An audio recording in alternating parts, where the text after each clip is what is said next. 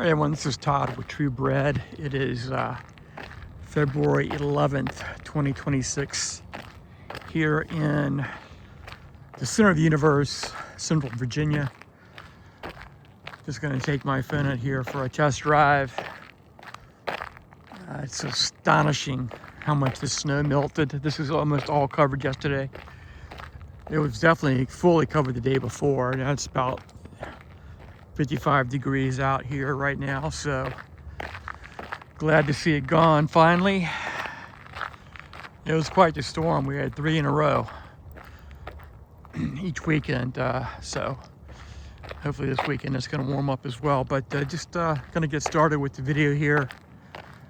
The old neighborhood that I'm walking down through here. It's located just north of Richmond. I love it here. I've been here about 24 years now, so this is where True Bread started, right there. February 2005, about 21 years ago this month. Just reading today on Twitter, X, as we say. You can see some of the snow in my neighbor's house here. We had 4 inches of snow, sleet, and 1 inch of solid ice on everything. It was almost impossible to even move the car. So, but reading on X today earlier, once again, as you all know, I've been covering Trump and the situation with Iran, BRICS, the Zionists for years now. It's basically how True Bread started in 2005. So, but it's astonishing. Of course, when I started True Bread, I had no idea about Trump and becoming president in 2005, but here he is, the man of the hour, no doubt about it. Just today, he had just met with Benjamin Netanyahu, complete utter Zionist who controls Trump 100%. There's no doubt about that. Trump is a total Zionist, just like his son-in-law is, and also with his board of peace that he's currently bragging about, which is totally outrageous. But yeah, it's like Benjamin Netanyahu's given him the order to, they've already pulled off one attack last summer, and now they're talking about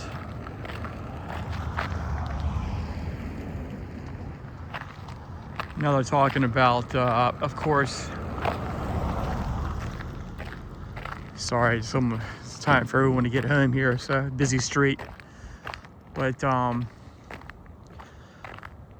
Trump was backing off a little bit, so Netanyahu just flew to DC, met with Trump today, and just over with. And Trump posted on X or whatever he posted on Truth Social about how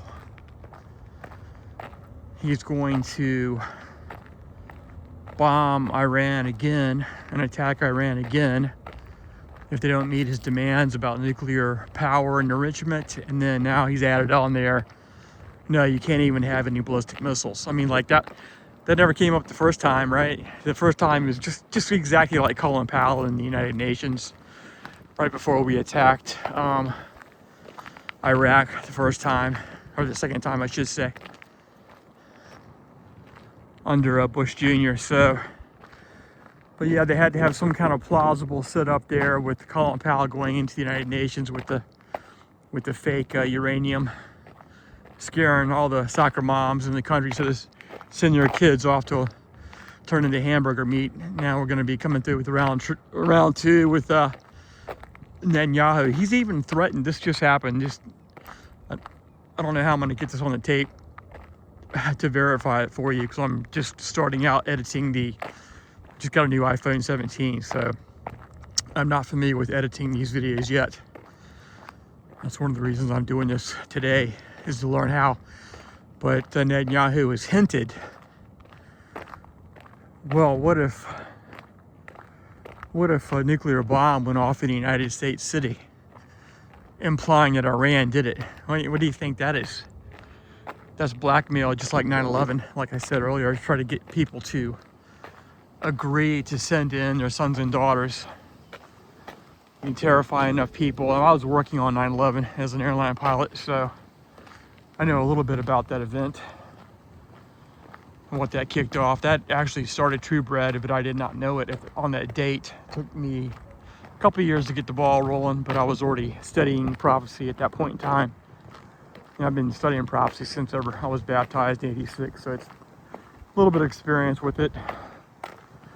But going through Daniel 11 and Revelation 13 is pretty obvious when you ask yourself, you know, who are these players? And just look on the internet. I don't have cable TV anymore, so I don't recommend TV at all. But you know, I do study on YouTube and I do read X. That's about it, as far as what I trust, anyways. And then you put the pieces together with the players we have. We have Trump threatening Iran once again with attack under the thumb of the Zionists. And like his son-in-law Kushner, that's a totally Zionist family. Everyone knows that. And Trump's the little horn of Daniel 7, verse 8, which I've said repeatedly for years. I've been going back to 2016, 2017 now. And controlling the USA and NATO, the military, as that little horn, and the little horn drives the G7 and Club of Rome as well. So, little Pomeranian, used to have one of those. But yeah, he's the man. He's the king of the north. And I've been talking about the king of the north since I started True Bread, or even before then, back in 2002, 2003. And no one else is. And wind's picking up here. Sorry about that. I don't have the microphone set up for this thing yet. I'm hoping you're hearing me okay. Iran with Yemen together, opposing the Zionists. It's obvious they're the king of the south. And most of the other Middle Eastern countries are allied with the Zionists, which is mind-boggling, but it's spelled out in Daniel 11, verse 40 through 44, crystal clear. So, and just today, just a few minutes ago, I read that Trump is going to send one more aircraft carrier battle group. That'll be 2. I thought he already had. I think he was just talking about it, but you know, when Netanyahu got over here, he probably convinced Trump to do just that. So that's the exact setup in Daniel. That's the new pad right there. Didn't have to move far with that move, thankfully. My neighbor has it, so I was able to get that snatched right up. But that's the exact setup in Daniel 11, verse 40, with the king of the north attacking the king of the south with many ships. He's going to enter into the land, overwhelm them, pass through into the glorious land. I mean, and Trump here talk about entering the glorious land with his board of peace to replace the United Nations. It's just astonishing. It's like the events are occurring verbatim, basically exactly like Scripture says. I mean, to the name of the countries themselves, which is astonishing. Of course, Iran is called Persia in it's referred to as Persia in Daniel, because Iran is a colonial name, I believe, given from the Sykes-Picot agreements back in 1916. I'm not exactly sure where the name came from, but they're called Persia in Daniel and Ezra and Nehemiah. So that's obviously the Persian Empire, which is part of the statute of Daniel 2. So then you have that happening with the king of the north battling the king of the south. Well, who's watching? Who's threatening? Who's allies with who? Both Russia and China have said they will come to defend Iran if they're attacked. And Russia and China, I said since I started True Bread in 2005, they're the kings from the east. And then in 2009, my mom, of all people, clued me in to BRICS. They'd never heard of it before. So that block, that's the block that opposes it's the only bloc that opposes the king of the north. Once Trump and the Zionists take out Iran and capture their oil, they're going to turn their attention to Russia and China. They already are.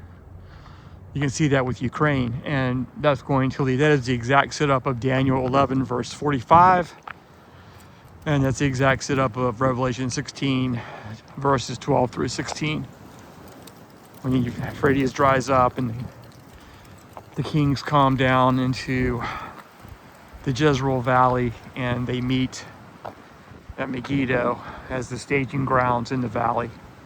And it's just happening by the book, as Johnny Cash says. So I've been focusing on this on the Bible studies, and I'll be focusing on it more in the future, and I will talk to you soon. Stay warm and stay safe. Keep the faith.